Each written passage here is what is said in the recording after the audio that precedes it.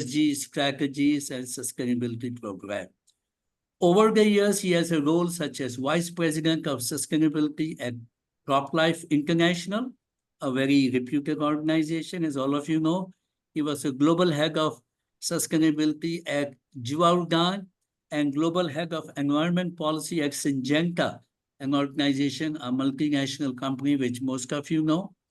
He also supported collaboration between public and private partners in agriculture and has taught and conducted research at University of Zurich and Università Cattolica del Sacro Cuore in Picanza. Sorry for my pronunciation here, it's all Italian.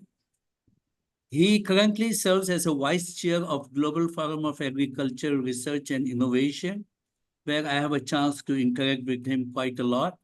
And he chairs the advisory board of an innovation platform led by CGIAR, which is called REM. And he shares his insight through publication and international events focused on climate and sustainability. He lives in Basel, and he holds both Swiss and Italian citizenship, but he is very global.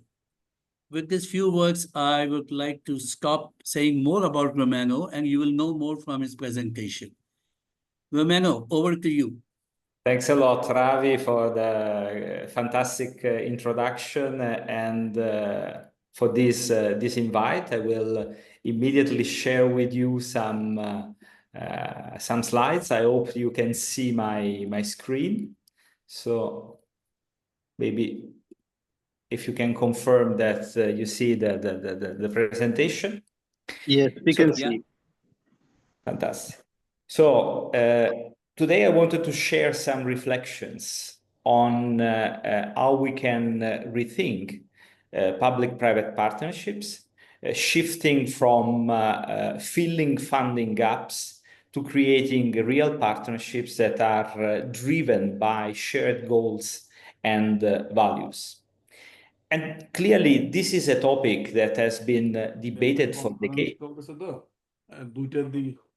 And I do not pretend to offer you any real solutions. I mean, I only want to further stimulate the debate, and perhaps, I mean, at the end of this presentation, you will may walk to your activities with more questions than answers. But I think, I mean, it's good that we are reflecting on what is working, what can be rethink, can be changed in this approach. So, without further delay, I just wanted to say, first of all, why we are talking about public-private partnerships.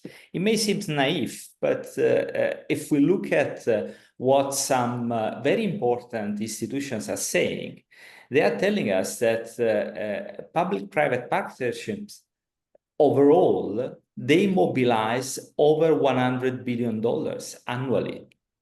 And this is a very important element because probably there is nothing bigger in our world, in agriculture, that we should consider. So if we are not already there, this is the place where we need to go, because this is the way we can really engage with a number of stakeholders whose efforts are probably going exactly in the direction that we are trying to go.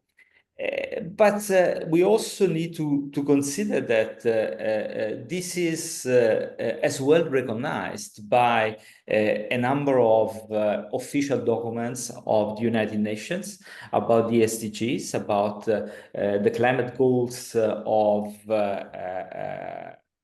the Rio Conventions, the resilience services, and so on. So this is well integrated in a framework that is already quite important.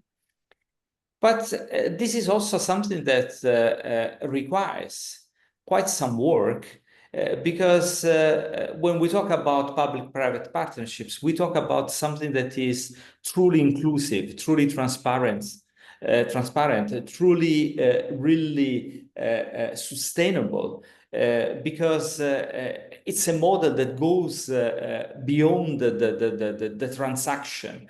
It goes really into a full collaboration and full trust between organizations. So let's see what we are really talking about when we say partnership. So first of all, a partnership is not a sponsorship, because clearly there is much more than just money. And this is not about the public sector developing something and the private sector funding it. So clearly we need to have a dimension of co-design or co-ownership.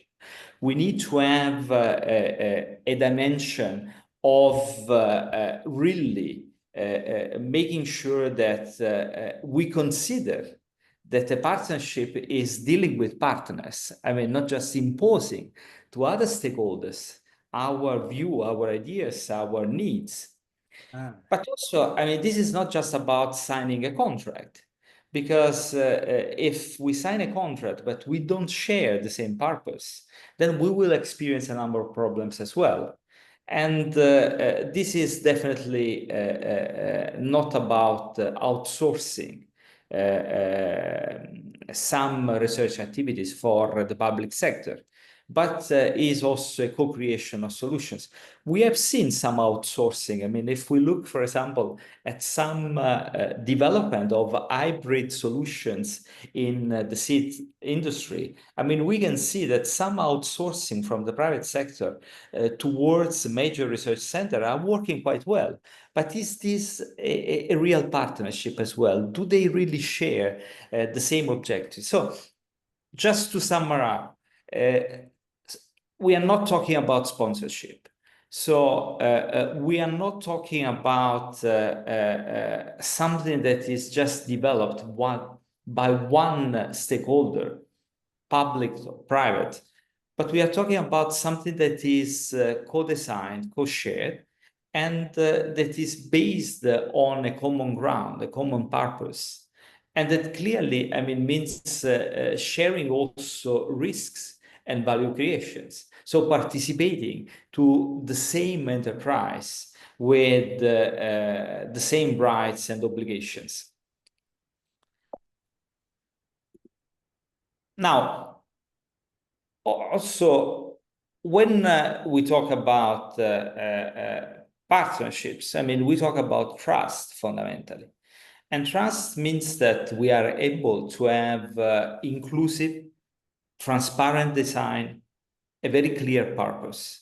And I think it's always worth to ask ourselves if we are able to provide all these elements.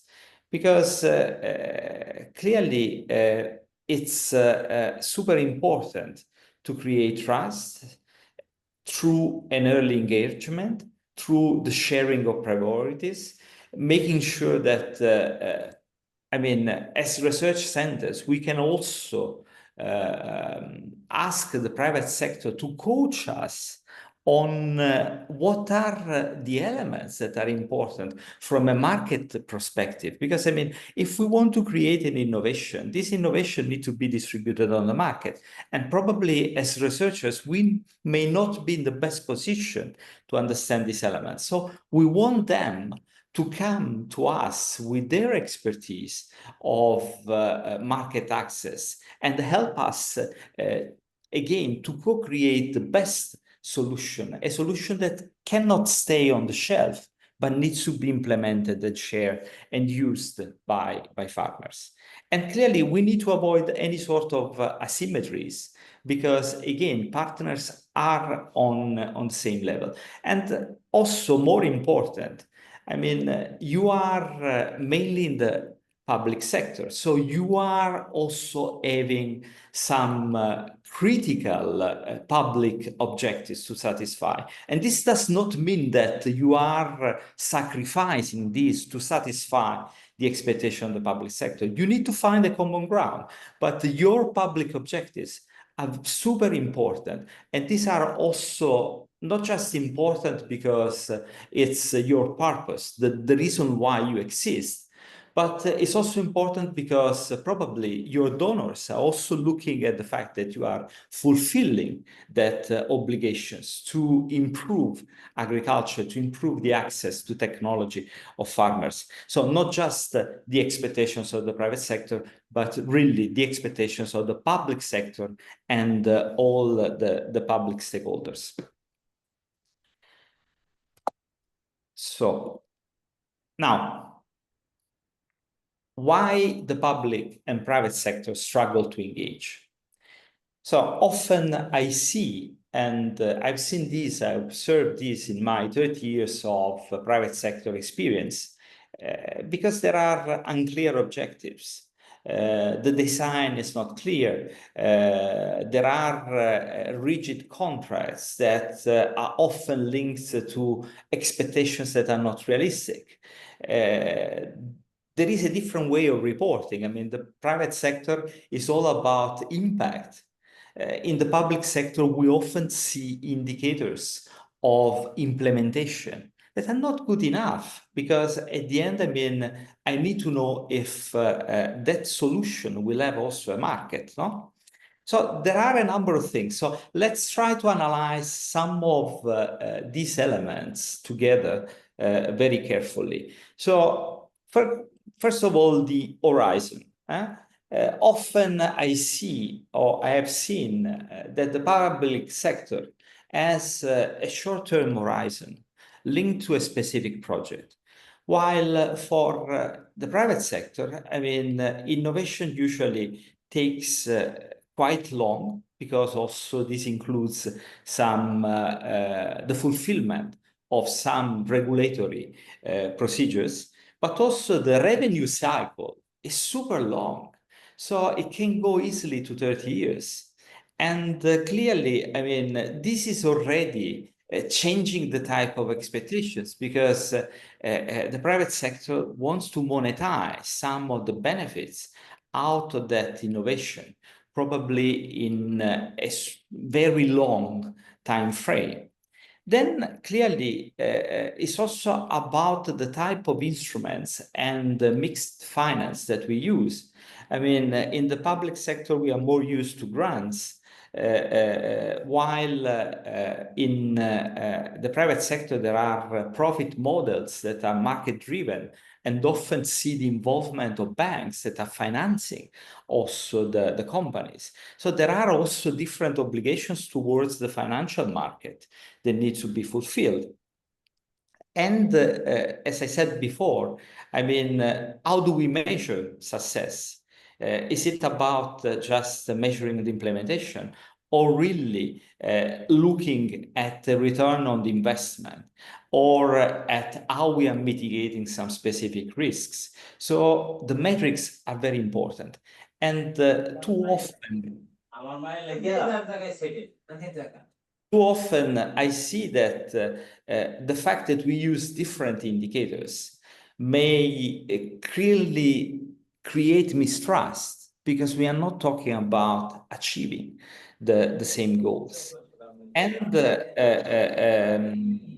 so it's very important to make sure that the KPIs are representing the goals of both parties and are helping both parties to trust each other in this process.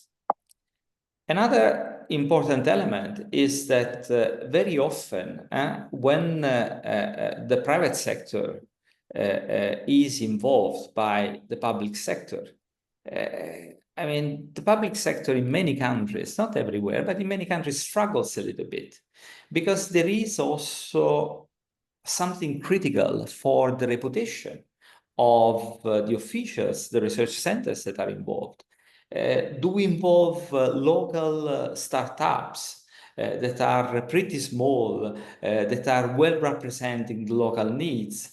Or do we involve large multinational companies that clearly, from a local perspective, we cannot control?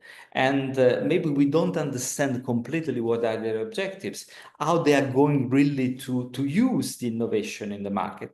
And I understand that these are tricky questions from not just an ethical point of view, but also from a reputational risk. And these are very important elements that you want to address with the private sector stakeholders, because these are very important. But just to go to startup for any sort of, or local companies for any sort of development may also not be the best choice that you have. So you need to find your way, your model, to approach both companies and work more at system level, and making sure that the accountability of both parts are always very well considered. Sorry, I went too far. Now, clearly, we said many of the things that are not working, but when we talk about a partnership that works, we talk about a partnership that is able to deliver shared value, where we can track the impact, and that is based on trust. No? So this means that we are able to share a design that is very clear since a very early stage, that both parties are really contributing to this definition of the design based on their own goals, but also that we share the metrics that are fitting the needs of both stakeholders. And I mean, even with Dr. Ravi recently, we have attended a presentation of a major project. And I remember that over the coffee break, we were discussing that we haven't seen any impact indicators out of this presentation.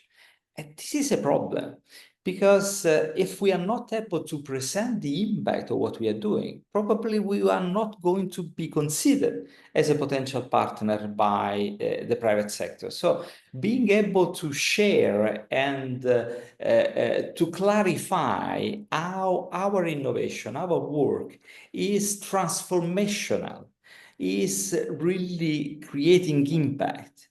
This is a fundamental element, without which probably we are not going to be successful. And clearly, I mean, we also need to pretend that there is a shared benefit model. Sometimes we have been used in agriculture for many years on models based on patents and patentability of innovations. Maybe open innovation platforms can also be a good model. I mean, I worked for quite a while also in the ingredient sector, where probably 99% of the innovations are not patented at all. So why in agriculture we need to rely on 100% patented innovations? Maybe, I mean, there are also other models that we can contribute to co-develop. And maybe you have a better expertise than even the private sector on this. And you have the credibility and the position in your countries also to create open innovation platforms. So this could also be a different way to use to leverage the collaboration between public and private sector.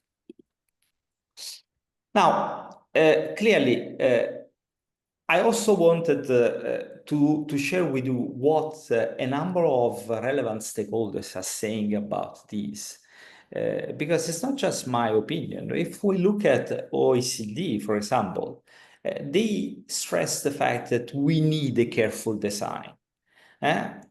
Or others are talking about good governance, transparency, accountability. Or long term, I mean, we cannot just be satisfied with a project model. We need to look far away on how, I mean, this partnership is driving results in the long run, or aligned with local priorities. This is IFAD, for example, is telling us, okay, I mean, if the partnership is not aligned with local priority, maybe it's not worth.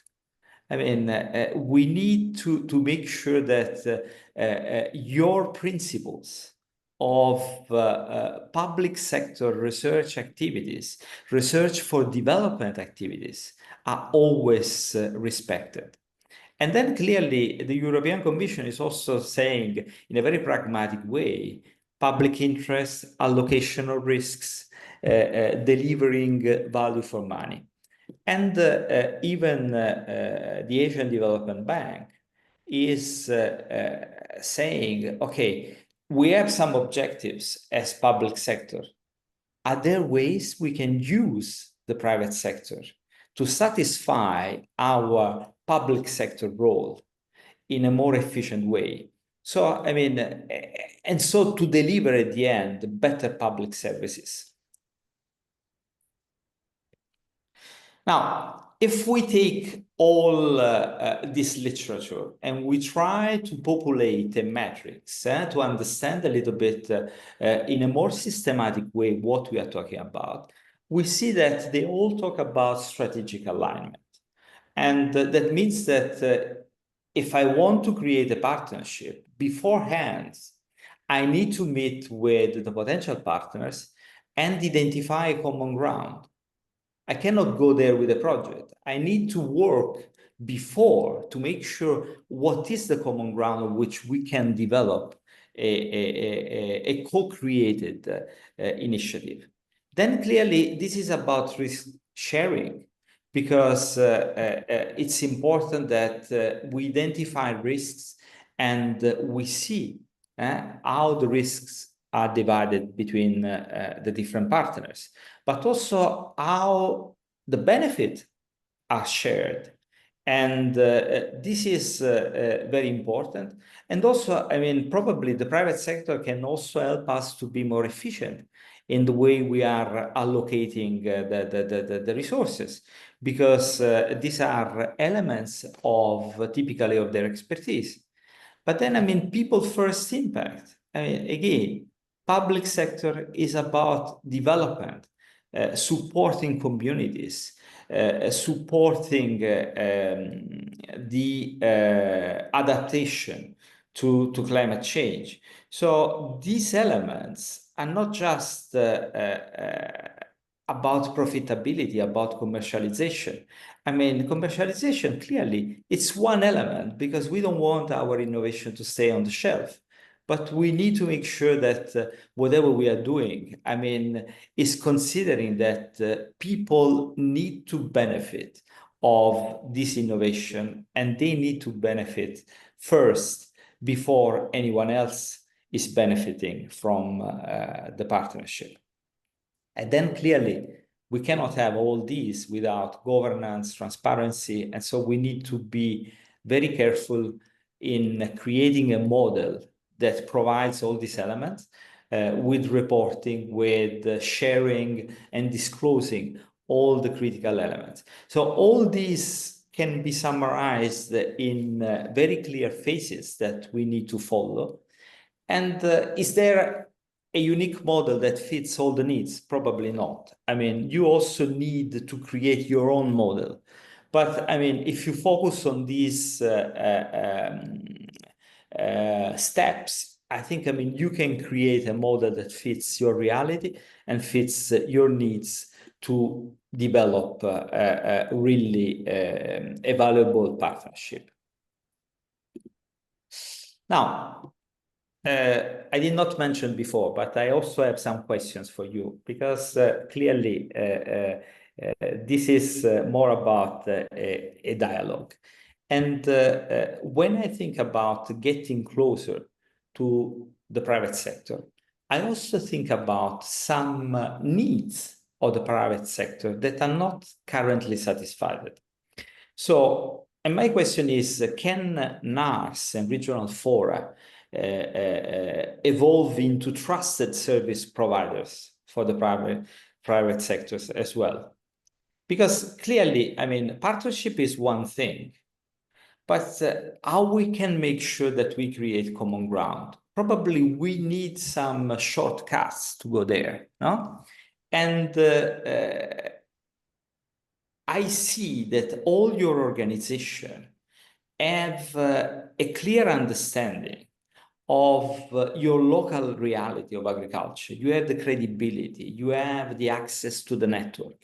And sometimes the private sector is not really navigating the complexity of the local realities very well, is struggling with the regulatory frameworks, is struggling in understanding community expectations. So maybe, I mean, a way to create the common ground is also to offer the private sector some services and to move the dialogue from a different perspective. And I believe that this sort of opportunities exist a little bit everywhere. For example, when I was working in the ingredients sector, I was sourcing up to 10,000 genetic resources from all over the world. Clearly, I mean, even just to activate the access and benefit sharing procedure, you need to contact the local authorities. You need to have a prior informed consent on accessing the resources. You need to agree on mutual benefits and on the way you want to share these benefits with the community. So all these requires a network, requires some activities that are pretty difficult for the private sector. Or when I was in the crop protection business, I mean, I also struggled quite often in finding organizations at local level that could test innovation or help really also adapting innovations to specific local needs. So clearly the public sector may be in need of support, or even now, I mean, many countries are adopting regulations like in Europe for the disclosure of sustainability, also in agriculture. And can you be as well local advisors or local auditors or whatever? So, I mean, there are a number of opportunities from my point of view that you should explore to understand if you can create a common ground with the public sector, just taking a slightly different direction from today without changing your priorities, without changing your purpose, but just trying to listen to the needs of the private sector as an opportunity to engage. And I want just to close with a critical point of reference. I mean, I was not mentioning it among the most important voices in this debate, but a few years back, GFAIR has also adopted a very important document that is about the partnership principle. And you see that in all the 9 elements that I mentioned there are critical reflections about the co-creation, the trust, the idea of filling gaps together. So maybe going back to this document would also help further development. I tend to talk too much, so I will stop here. I hope that I could raise some critical questions in your mind about how to progress, and I give the floor back to Dr. Ravi and his team. Thanks a lot. Thank you so much, Romano. I think you said it all. You said the very basic principles very clearly. You highlighted the problems at the end, and you also gave a kind of a big question to us: what regional fora or NARS or any organization can do to work with private sector more efficiently. Overall, I believe I'm not an expert in the subject, though in the agenda it is mentioned expert opinion I have to give. I will only that is thanks to my Rashi overestimated me. I'm not an expert. Now, my point is the key point you mentioned was your first PowerPoint for me. That was really astonishing for me, where more than 100 billion, you said, has been mobilized by World Bank or maybe OECD or global agencies by the private sector. And another point I like very much is partnership is not sponsorship. I think this is very simple, but we should keep in mind many of us really confuse it at times.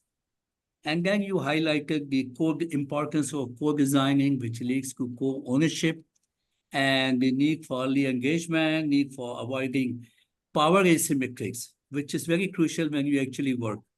Power asymmetries. I was reading between the lines when you show that slide. I have seen how it happened in many of my interactions before. Then co-creation, like you say, it is just a dialogue, which itself is a co-creation. I mean, these are very important, very simple, but people often overlook. And you also highlighted very clearly on the operating horizon where private sector says maybe 3, 4, 5 years, but for the public sector, I'm sorry, for the private sector, it may be like cycles of investment, which can be 30 years or more. So there's a complete different mindset approach to invest. And then the struggle you mentioned of the public sector is 100% correct. And I think in discussion, all our public sector colleagues will watch for it. And the M3, your M3 was a kind of a message which came out when you said partnership is mutual, measurable, and meaningful. M cube, I took it as M cube in my note, which I think is a big message which goes to everyone.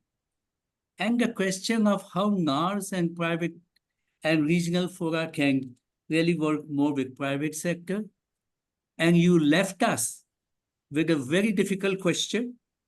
It was simple for you to ask a question, but there's a very difficult response I would like to listen to in open discussion on how we better understand private sector demand and co-design service models that deliver tangible shared value of public and private sector. I think this is a multi-million-dollar question to really tease it out. And I would like to thank you a lot for provoking the mindset of everyone and bringing them into a thought process. And thanks once again, Romano. And I'll pass on to my colleague, our senior technical coordinator, Dr. K.S. Varaprasad, who is the advisor on biotechnology, biosecurity, and bioresources for us. He has worked a lot with private sector. So I will ask him to carry on the open discussion and get us the key takeaway from your presentation and from the discussion. So thanks once again, Romano, and Dr. Varaprasad. You're already smiling. So over to you. Thank you, sir. Thank you, sir. Thank you. It was a really wonderful presentation by Romano. And as you said, Dr. Ravi, I related myself the same issues to specific cases. Whatever he was telling, I could see that, yes, this is what happened in our case. So that's a very good generic presentation. But before opening the discussion, I request all the participants to suggest some cases where APARI can help. APARI has a very open mind. We can be a catalyst without taking anything for us. We can make the partnerships happen. And we can be part also of that partnership. And we can be a very active collaborator in the region also. There is a lot of scope.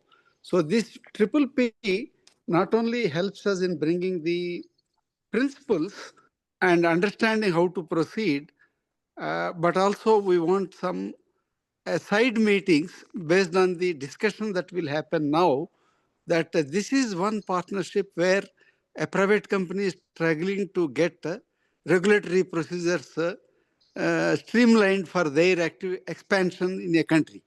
Okay, please tell us that. So what happened is the most advantage of the APARI is We have 33 countries are as members, 21 core country members are there, UN countries. So we have some understanding, we have some networking, we have some connectivities, both private, public, and NGOs in these countries. So we can really connect you if you suggest a specific case. Understanding the presentation, relating is also most welcome. You can bring out that point. But I will greatly appreciate a separate meeting for a specific partnership to take it forward, either from the private industry or from NARS, either way. With this, I request all the audience to, it's an open discussion. Please go ahead and raise your hand. Umaira, I think you can organize based on the sequence of raising the hand. You can start. We will listen to you, and I will be able to call out the most important points and moderation. Thank you. Sure. Yeah. Thank you.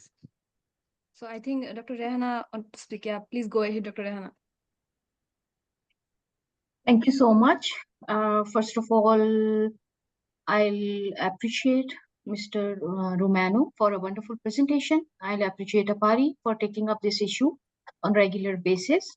So I just wanted to highlight some of the points which are very much important and necessary for bringing the private sector and the public sector cooperation or the partnership, practically applicable. I have little bit experience of working with private sector and little bit experience of working not in agriculture but with some sort of industries and other areas. How we can bring the private sector together with the public sector, which is very difficult, especially in countries like Pakistan and also the other countries of the region, India, Bangladesh, Nepal, and all the other countries. It is very difficult because we are small countries with limited resources in private sector. They are always like scared of that what will be the result of this partnership at the end of the day. So I have seen some models. I've studied some models like in Australia. I don't know, maybe this is the name even now, or it was the name of this cooperation at the beginning. Constitution of sector skill councils, where from all the sectors, representatives from all the, small, large, medium industries, private sectors, partners, they were chosen. A group was, they constitute a group, and on regular basis, biannually or quarterly, the head of that sector or maybe the convener of that sector, they used to take the inputs so that they can initiate some sort of partnerships, and the public sector and private sector, they can work together. In Pakistan, specifically for some other industries, and agriculture is one of component of that all that stuff. We have started constitution of industrial advisory groups. So that was an initiative taken by the Prime Minister Secretary, one of the departments associated with Prime Minister Office, and it is still going on very successfully. And the European Union and I guess GIC, they are the main donors for this thing. But one more thing I would like to raise here, as Mr. Romano has, and I think second or third slide was about the World Bank and some other agencies. As next to Dr. Ravi, my respectable senior has mentioned that this is a partnership, not a sponsorship. So sometimes, these banks, they offer only loans, which at the end of the day, private sector is not able to, maybe they don't get some benefits, they don't get some good results, and they are unable to return the loans. So initially, we need to make it easy for the private sector so that they can join hand with the public sector and they can maybe get involved on small scale projects. In the small scale projects or working like in a light mode, maybe we can build a trust between the public sector and private sector, because I have experienced of mistrust of private sector here in Pakistan when we started contacting them. So they were, in the beginning, they were not ready to trust the private sector, the government organizations, that no. Working with government, we will not getting anything at the end of the day. So we are fine the way which we are working in and like that. So to win the trust of the private sector, we have to make this partnership, public-private partnership, very easy and very, sort of that it is nothing. I'll share my experience, which we have started last year. I am an aquaculture expert, and since last year, I am working with the private sector with the help of Fleming Fund on surveillance of antimicrobial resistance in aquaculture. For that purpose, we had to collect the samples across the country from the private fish farms. What we have done is, initially, of course, private sector, they were not ready. But then after some counseling, some regular meetings, we convinced them that they can sign some sort of MOUs with us.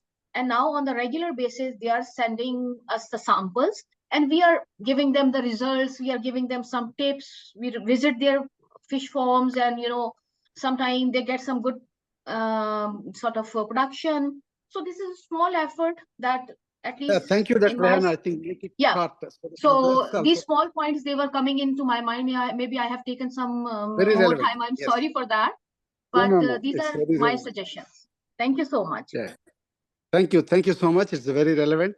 Particularly trust building is not an easy thing. Yeah. I think, Romano, would you like to any response, or we will take all the questions and come back to you? As you wish. I can rapidly say that, I believe that the involvement of APARI, for example, or the involvement of the ministry and the creation of a formal advisory board, but also the creation of a clear, transparent procedure to be followed for partnerships may help to increase trust and reduce a little bit the pressure on reputation. Because there are some steps shared by all the stakeholders around the table. Does not solve completely the issues, but can reduce the pressure. Thank you. It's a very good and practical suggestion. We will try to see, because we experienced this in APARI. If there is an advisory board which can take care of at country level, bringing people together, it's a good session. I think we'll discuss further in APARI. Yeah. Any other questions, Humaira? Sir, nobody raised hand. Dr. Ravi raised hand, sir. Yeah, sir, please go ahead. Yeah, please. Yeah, please. no, I will not eat away time of the participants. I just want to say here, we have a project with private sector, Asia Pacific Seed Association, International Seed Federation, American Seed Trade Association, and Crop Life Asia. So this is a project we are doing on international seed movement solely with every partner as a private sector. And I would like my project manager, Mr. Shivinga Bajaj, who is very much present here, he was there in the beginning, if he can share the experiences on behalf of private sector, because Dr. Rihanna explained it very beautifully on behalf of public sector. So we look at the other side of the table to get a more balanced picture. Shivinga, are you there? Yes, I'm there, Dr. Ravi. Yeah, over to you. Thank you, and I hope you can hear me well. Yeah, thanks, Dr. Ravi, for the introduction and asking me to speak. Yeah, I think what the speaker mentioned, I really like the comparison that he made with public and private sector, the timelines, the mandate, and the horizon, who are the stakeholders. So I think we need to find a common ground. I mean, trust building, of course, is from both sides, both from public sector and private sector. And I also think it's not just about the sponsorship. I think he mentioned that very clearly. It's a long-term process. Trust building is a long-term process. We need to think beyond the project mode. We need to think how a collaboration can be established. I think we really need to find the strength of both public and private sector. And I have always said that, uh, you know, both public and private sector can complement each other. Uh, there are many things that public sector can only do that private sectors cannot. First of all, the development of human resource. I don't think anyone else can do that development of human resource better than the public sector. Uh, the universities, the institutes, the students that they churn out, master students, PhD, the education, the background, all is very critical. And I think private sector really reaps the reward of all that background education that a student, a new hire brings to along with him or her. At the same time, the private sector can do the part on the focus building, the focus, the result orientation. So that public sector can, help to understand from private sector how to be focused, how to deliver results. So I think these are the complementary things that we need to take along. Uh, Money and all is always will be a factor. So, but I think if we have to have a valuable, longer lasting partnership, we need to understand each other's strengths, what value both can bring to the table. I think I'll stop here and let others intervene on this discussion. Thank you. Thanks, Shivendra. Thank you. I think Humaira, a few more Yes. hands. You can Yes, go sir. as per sequence. Yes, there are Tarek Ryan. So I'm requesting, sir. So you raised hand, sir. Tarek. Yeah. Okay, think okay, thank you. May I? Yes, please. Yeah, please go ahead. Okay, thank you. Thank you so much for your very informative presentation on PPP. That actually I had worked for the public R&D, call it in Korea the Rural Development Administration for 30 years. Just retired. Then what I learned while I am working for the RDA Korea, public sectors actually that has a very nature of openness. When we have the new outcomes of R&D, we have to open to the publics. But when we that have the partnership with the private sectors, private sector has a very different nature. They like to exclusiveness of the certain findings. I mean that use of the R&D outcomes exclusively for the companies, the private sector's interest, not for the openness. There is some conflict. There is some conflict between public and the private sectors, but under the public and the private sectors, we have to allow private sector to use some the collaboration outcomes to be used exclusively for a certain times. My question is that how long allow the partners of private sector to use the R&D outcome for the exclusively, especially certain period of time to make that enough returns. Do you have any information regarding these matters? Thank you. Thank you, sir. We have Mr. Rao in sequence.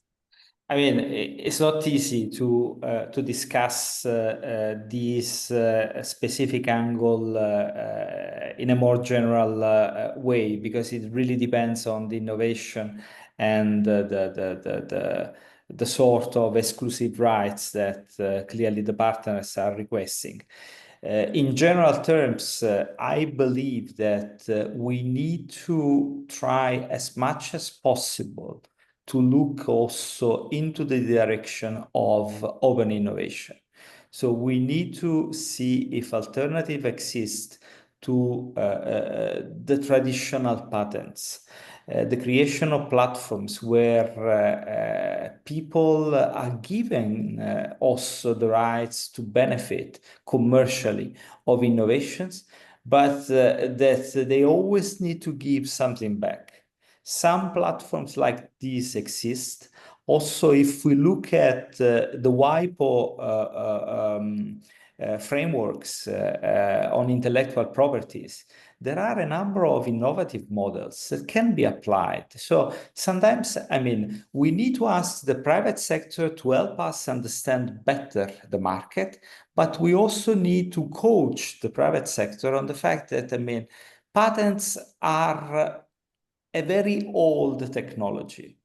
They also need to switch to new IP concepts that actually develop more value for everybody. I stop here, but I mean, this is exactly the most interesting discussion. Maybe we can have next time a discussion about open innovation platforms. Nice. Thank you. Thank you. Yes, Humaira. Next. We have Mr. Rao. Yeah, the next sequence. That's GMV. GMV, Yeah, yeah. Sir, good afternoon, one and all. Thank you very much, sir. It's a very nice presentation. Sir, myself, Dr. GMV Prasad Rao, working as a senior professor at the southern state of India. Sir, we have an important crop, commercial crop, cotton, sir. So there are a lot of issues in cotton these days, especially biotic stress because of pink bollworm. It is a very dreaded pest, and we have done some work. Our PhD students also worked on it. Some pheromone technology is very effective, sir. BT cotton has developed resistance against the pest. Is there any possibility of working with private companies and private partners? Is there APARI can play a role in bringing public sector and private sector together, and we can have a working formula so that farmers can be benefited largely. Otherwise, a lot of area is getting reduced, and farmers are facing a lot of issues in this issue, sir. Thank you very much, sir. Okay. Can you throw some light on it? Is there any possibility for going forward? Yeah, thank you, GMV. It's a very, very important pest, which is actually reducing the cotton crop area. And the beneficiary is also a private industry here, which is selling the seed. Yes, sir. Yes, sir. So I think Yes, we need, thank you for making a specific case of partnership. Yes, We will sir. definitely, with Yes, Dr. sir. Ravi's leadership, we'll come back to you and we'll see how we can form a consortium for first virtual discussion. Yes. And then how to go forward. Yes, sir. Thank you very much, Dr. GMB. Yeah. Thank you very much, sir. Thank you very much to everyone, sir. We'll get Thank back to you, Dr. Rao. We'll get back to you. We've noted your point. Yes, sir. Thank you, sir. Thank you. Thank you very much, sir. Thank you very much. Sir, in Yeah, our Humaira. chat, we got one question from Abira Umar. She said, like, we often see pilot PPP projects succeed, but scaling them up regionally remains a challenge. So what strategies have worked to sustain and institutionalize PPPs beyond pilot phases? Yeah, Romano, I also have something to say, but Romano, please respond to that. Doesn't go beyond pilots. That's the point. True also. I Any just response? Yeah. And we have Debashish also, Humaira. Yes. Yes. maybe I mean others can respond as well. I think, I mean, we can stimulate more the dialogue, and maybe I can come back later. Yeah. Fine. Actually, Okay. my response is that a regular interaction between the private industry and the public institutions is missing in many cases. I saw several examples in Taiwan when the private industry, with each topic, every 15 days they meet together. Then the actually common ground, as you rightly said, comes out. When once common ground works out, then beyond pilots it will go.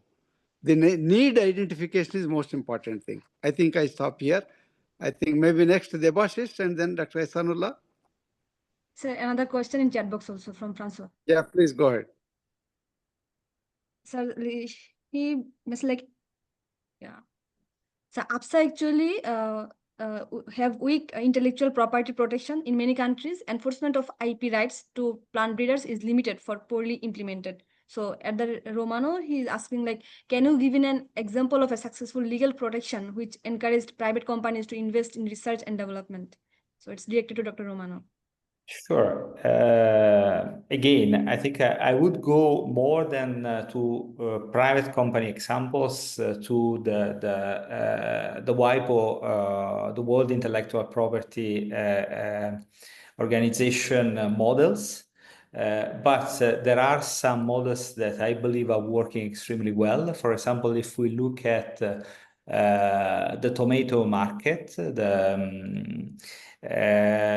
basically there are already platforms where you enter by sharing rights on some genetics, and you get the right to use the genetics of other organizations in the platform. And basically then you can co-create innovation together. And also you can involve even farmers so that they don't buy the genetics, but they remunerate the platform through royalties on the results of the commercialization of the farmer products. So as you can see, I mean, in some niches, we are already quite advanced, both on in terms of open innovation, but even of different ways of commercializations that are reducing risks for many stakeholders. In addition, it's important to think that quite often we ask the private sector to consider one single innovation or one single project, while if we could create a platform where more innovations and more projects are converging together, basically we are reducing enormously the financial risk of the private sector, because one out of several innovations will be successful for sure. So you see, I mean, there are models that we can explore depending on the markets, depending on the crops, depending on the countries, that could definitely fit much better the needs of all the stakeholders. But again, I mean, it's a quite broad discussion that is difficult to be represented here, but happy to provide other ideas even bilaterally. Yeah, thank you. Yeah, please, Humaira. Mr. Debashish? Yeah. Yeah, please. Thank you, Humaira. I hope you all could listen me clearly. Yes, sir. Yes. Go ahead. I am working with Bangladesh Crop Protection Association, a sole national trade organization of pesticide companies in Bangladesh. And all pesticide companies in one umbrella, that is Bangladesh Crop Protection Association. We actually recognize some problem in our landscape, agricultural landscape. That is, we have lacking in value chain transparency. We have lack awareness and capacity development initiatives. We could not ensure our traceability and compliance in many cases. We have lack of digital content and digitalization and promotion to targeted audiences also.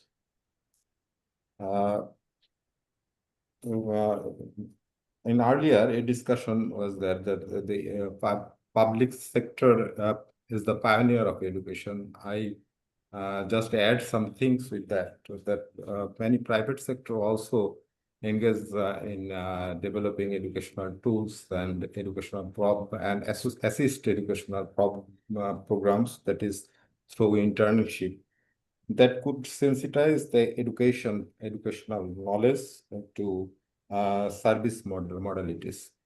It is a good chance for the all bachelor's, degree holders, masters, or others to build the capacity to uh, stimulate their knowledge and also put it in the service. And we have also lacked in adoption of climate smart agricultural technologies. All that we have no enough attention grabbing digital content, and we have no enough activities to digitalization of these materials and promotion to targeted peoples. This innovation could be purposeful for global people.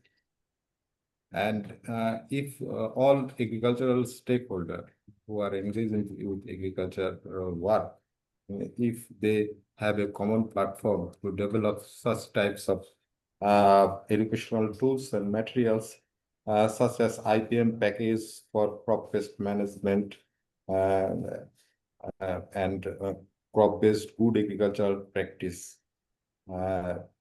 This could help the global people in securing sustainable agriculture and also the safe food, what we desire.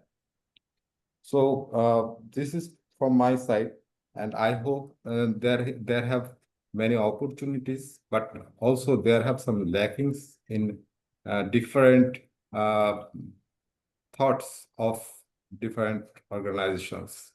I like to convey an information. You may all knows that a partnership was developed by direct partnership Crop Life and AFU. Then some critics comes in digital format, and AFU just back from his positions and do not have any activities with a direct association on pesticides. And these problems maybe persist in when the partnership comes on the with government or any other multinational organizations and international organizations. So there have some lackings also in the common understandings that and recognitions of the sectors, and we should erase these limitations for betterment of the world. Thank you. Thank you, sir. Thank you. So, Asanullah, sir, Yeah, are you? Yeah, Dr. Hasanullah. Thank you, sir. Thank you, Myra. Do you hear me, sir? Yeah, please. you can hear. Well, thank you. I must say that this is a huge difference between the developed countries and the our LDC countries. I completely agree with the Dr. Rahana. That is, there are many obstacles in forming, trusting the PPP because there are everybody runs 5 minutes. under a pre-mediated form. Pre-mediated. They don't want to take any new initiatives. So who will break this ice? This is the problem in Bangladesh. Our government, so far I know, they want to see I am establishing a PPP, and I will gain this from you, from this project. But there must have something wrong in the form of this. So coordination, cooperation, building trust is more important to shape up the program. This is the problem right here. That is why we couldn't enhance our activities, because there also you cannot go to there. You go there. We ask more and more questions: what benefit, how, why, so etc. etc. These are the problem here in Bangladesh. So we think, how can we overcome it? Thank you, sir. Thank you. Yeah, I think if there are no more questions, I think we'll ask Romano to respond to the previous questions. Then I will give some remarks, then Dr. Ravi, and we can close it. Right? Sure. Homera? Yes, sir. Okay. Romano, yours, please. Thanks a lot.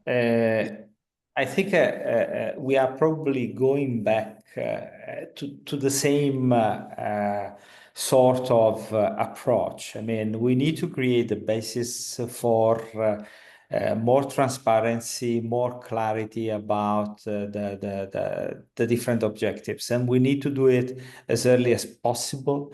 Maybe even without having in mind a concrete partnership project, just to know each other better, because at the end, this is the major problem. I've seen that the misunderstanding today is almost inevitable, because clearly we all have our perception. Having worked on both sides, I now understand that the only way is really to bring people together more systematically, to share more, and avoiding, let's say, prefabricated impressions about the others, because this is not helping. Let's ask the question. I mean, okay, we want to partner with you, but I mean, we are not happy to give you the full rights on an innovation that should be more available or more widely available to a number of stakeholders, or accessible at the right price. I mean, let's put everything on a table and find solutions together. Otherwise, we stay with our perception. But the reality is that if we don't develop some of these partnerships, probably our activity will suffer as well.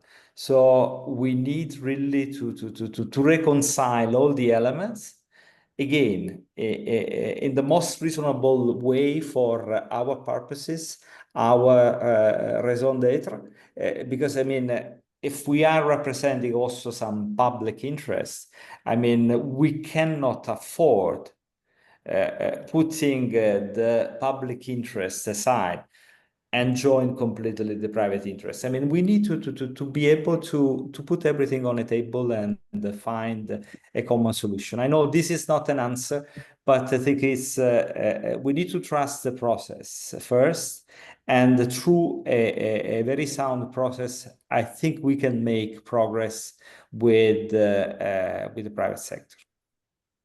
Well, thank you very much, Romano. It was a not only wonderful presentation, covering all the basics, where everyone has something to relate to your points, what you highlighted as a personal experiences. So even I have also a few experiences like relevant to the questions asked. We have tens of models which we can adopt, not necessarily existing IPR patents. So like, for example, a big private company in India asked us, they trusted us. It took 2 years to develop the trust. They trusted that we can develop varieties for them with high oleic acid content, more than 80% in safflower. So co-created the varieties along with them. And then in a matter of 3 years, we could give them 3 varieties. And we told them, since we have a public interest also, 2 years only exclusive right for you, then it will be open. We can give it to any other company which is interested in it. So we can actually have a dialogue, and then the investment that they make, they should get the benefit.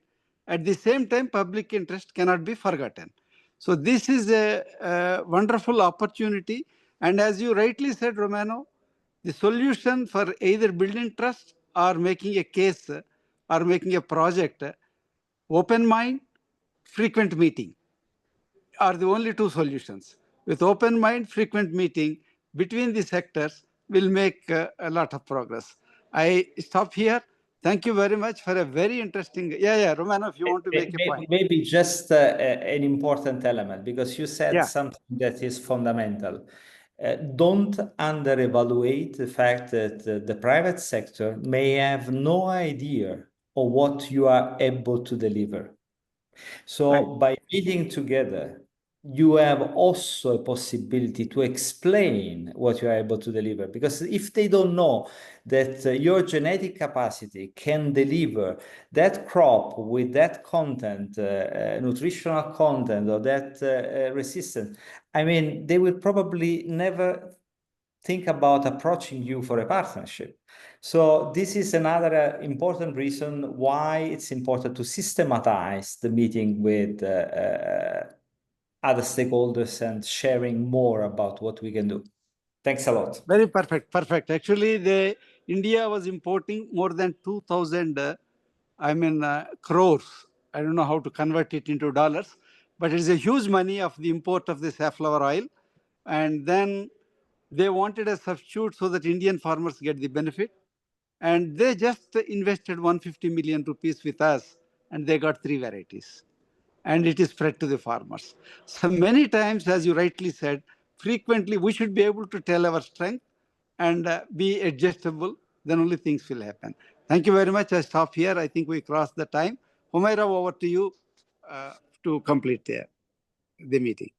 Thank you, sir. So we are already like 20 minutes ahead. So I will request Dr. Ravi to give his closing remarks and share closing the events. Thank you, sir. Okay. So, friends, this is one of the most, I believe, brainstorming session we had in the public-private partnership community of practice. Lot of questions were raised, and many have given a lot of comments, if not questions. Everything was like quite provocative. And what we found with the comments given online or online on chat from Ms. Rehana, Dr. Rao, Devashish, Kian Nguyen, Dr. Kwan, Mr. Maktoum, who has been a very active player from the Pakistan government, and many others, what we find is clearly there is a need of some specific sessions on this platform. And I think I will be requesting all of you to come back with some specific session where we can be on the ground. Let us say aquaculture vis-a-vis private sector. Let us say cotton vis-a-vis private sector. Let us say pesticide vis-a-vis private sector. You know, like the kind of comments we have received, I think we need to eventually go, we got the basic principle, basic challenges, the basic issues. And gradually now in the PPP, Humaira, we really need to dive deep into specific items, specific commodities, and bring those private sector players. If it is for cotton, we bring the cotton industry people here to look at their views and their ideas. You know, like if it is aquaculture, we bring the private sector who are in the fishing side or export, import, or value chain or wherever. So like this, even in the pesticide, I mean, there are a lot of private sector. So this has set the stage to give life to the community of practice of public-private partnership. And at the end, I would like to say not only a big thank you to Romano, but also to all the people who very keenly engaged and asked questions. And to my colleagues, Humaira and others who have organized that. But we should never forget private sector or public sector. They are the same people. They are human beings. They are you and I. they are people. It's only at, you know, like evening 5 p.m. to morning 9 a.m., they are same. They go home, they have family, they have life, they are human beings. It is only in the job. It is only in the so-called professional, what do you call, their obligations, they may differ. So what we need to encash upon is the commonness of the humanness which we have in the public and the private sector. First of all, they are all human beings, and we all know how to really have an amicable relation with human beings. Only thing is we need to work slightly on the professional side. And with these few words, I would also like to give a big thank you to all who asked many questions or gave intervention, including Dr. Shivendra Bajaj. And big thank you to Dr. Vara Prasad, who carried over the discussion quite effectively. Thank you very much. And special thanks to you, Romano. Thank you. Thanks a lot for the invite. Thank you. Our pleasure. But you will not be spared. You will be kept on. We'll keep you inviting you because it is becoming very interesting now. With pleasure. Thank you. Thank you everyone for joining us today, and we look forward to meet you also in the next session. Thank you. Thank you. My special thanks to Dr. Romano for joining us today and accepting our invitation as a speaker. Thank you. Thank you all the participants. And Humaira, I'm sure you will Thanks, send the Humaira. recording Thanks, to Dr. everyone. Ravi. Yeah, Thank you, and all. Thank you, Dr. Rehana. Good Thanks meeting, very good much. session. Thank you. Thank you, sir. Thank you. Thank you very much. That was a nice meeting. Thank you, Magdumji. How are you? I am fine. How are you, Ravi? I'm fine. You are hiding somewhere.